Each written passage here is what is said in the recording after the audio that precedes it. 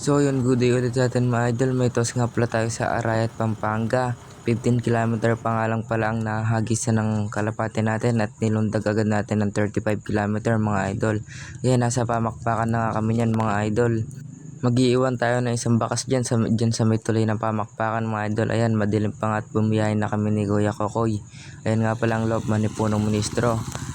At si Punong Ministro naman mga idol na iwan sa kanila at siya ang mag-aabang dun sa may mga kalapati niya. Ayan mga idol, nakabiyahe na ulit kami niyan. Nasa ain na kami niyan mga idol, on the way na sa Arayat, Pampanga mga idol.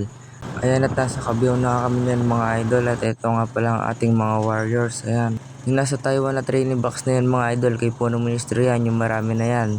18 yata yan, tapos yung atin yung 3 lang, yung nasa maliit lang na training box na yon. Kasi di natin naisabay yung isa natin mga idol, pumayat di agad siya nakarecover. Ayan, at tuminto nga pala kami kasi medyo masama yung panahon mga idol. Ayan, maambon-ambon na nga yan, kaya kuminto, nagpatila muna kami mga idol, pero di naman yan nilakas. Ayan, bumiyahin na nga rin kami, nawala din naman agad. Ayan, ayun na yung Arayat mga idol. Ayan, at di rin nagtagal mga idol, umambon na naman. Ayan, sana hindi magtuloy, masama kasi panahon dyan mga idol. Ayan o, maula po. Ayan na nga pala yung Arayat mga idol, yung Mount Arayat. Ayan nga pala ulit mga warriors natin, silipin nyo ulit mga idol. Ayan na, papunta na nga tayo dyan. Ayan o, medyo maulap mga idol pero pasikat na ang haring araw. Kung di maulap mga idol, sikat na sana ang haring araw niyan mga idol. Maliwanag na sana niyan. At ayan na nga pala yung school na malaki, yung pangsiman mga idol. Ayun o, at gigilid na nga kami niyan, dyan sana kami magre-release. At ayan, at gumilid na nga kami mga idol. Ayan o, at sulyapan nyo muna ang malaking barko na yan. Ayun o, kala mo talagang barko mga idol, ang laki, pero school yan ng mga seaman mga idol. Ayun o, ang laki. Sa likod sana ng matataas na damo na yan mga idol kami magre-release. Tas sabi ni PM magkanda ba na daw kami. At nang biglang ayan mga idol, di pa man nare-release, may palko na agad At tuminto nga pala muna kami ni Kuya Koko dyan mga idol. Nagkape muna siya at ako nga hindi na nagkape kasi nga nagkape na ako bago umalis. Yan mga idol, nagdikit tayo ng sticker natin dyan Ayan, at di na nga nagtagal ay bumiyahin na rin kami mga idol. Yan ganda ng view Ayan mga idol, at hininto nga pala kami niyan ni Kuya Kokoy kasi di namin napansin. Ayan sira pala ang daan dyan mga idol, ginagawa pala, kaya ayan babalik kami. At ayan, at umikot kami mga idol.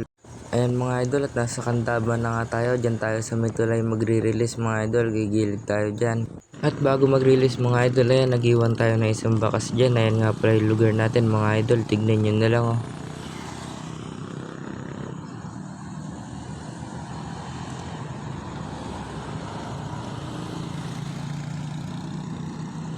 Ayan mga idol, at pinagpahinga nga muna namin saglit kasi stress sila sa biyahe, makaldag mga idol. Ayan nga play vlogger natin Malaking training box na yan mga idol, kay Punong Ministro Love TV yan. Tapos yung kulay itim naman, atin yan mga idol, 3 lang yan. Yung isa din natin na isabay, yung lugar natin mga idol, para masanay silang sa tabing tubig pinawawalan.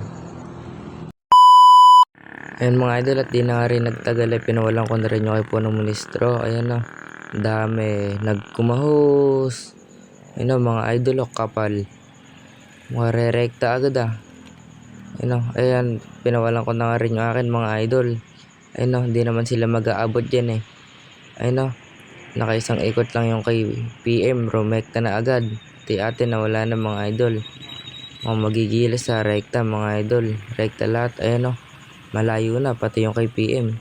Di na matanaw Pauwi na nga pala kami niyan mga idol. Di na nga pala ako ganong nakapag-video kasi nalobat yung cellphone ko mga idol. Ayan, at malapit na nga kami mga idol. At tag-chat si Lolo mga idol, andun na daw yung 2. 3 yun mga idol, so kulang pa tayo ng isa. Abangan natin. Dito na nga pala tayo kila PM. So hanggang dito na lang mga idol. Bye!